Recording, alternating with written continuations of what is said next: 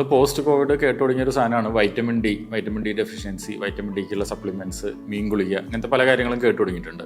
ഇത് എന്തുകൊണ്ടാണ്? നമ്മളിപ്പോൾ ആരുടെ അടുത്ത് ചെക്ക് ചെയ്താലും അവർക്കൊക്കെ വൈറ്റമിൻ ഡി കുറവാണ്, സപ്ലിമെൻ്റ് എടുക്കാത്ത ആൾക്കാർക്ക് കിട്ടാം. അതെന്തുകൊണ്ടാണ്? മലയാളികൾക്ക് പ്രത്യേകിച്ച് 2 കാരണങ്ങളുണ്ട്.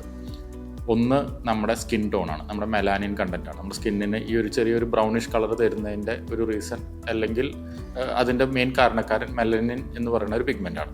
ഇതൊരു പരിധി വരെ നമുക്കൊരു സൺസ്ക്രീനായിട്ടാണ് ഇത് വർക്ക് ചെയ്യുന്നത്.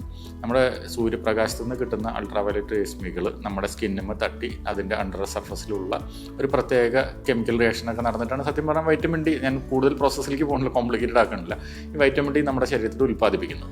ഈ ഉൽപ്പാദിപ്പിച്ച വൈറ്റമിൻ ഡി നമ്മുടെ കാൽഷ്യം മെറ്റബോളിസത്തിന് അല്ലെങ്കിൽ എല്ലുകൾക്ക് ബലം വയ്ക്കാൻ, മുടികൾക്ക്, സ്കിന്നിന്, ഇതിനൊക്കെ ഒരുപാട് റീസെൻറ്റ് സ്റ്റഡീസ് പ്രകാരം റോളുണ്ട്. പക്ഷേ നമുക്ക് മലയാളികൾക്ക് അത് കുറവാണ്. അതിൻ്റെ 1 റീസൺ മെലാനിൻ പിഗ്മെൻ്റ് ആണ്. അത് നമ്മളെല്ലാവരും അത് പറഞ്ഞ് കുറ്റം പറഞ്ഞിരിക്കേണ്ട, നമ്മുടെ സ്കിൻ ടോൺ അങ്ങനെ ആയതുകൊണ്ടാണെന്ന് പറയണ്ട.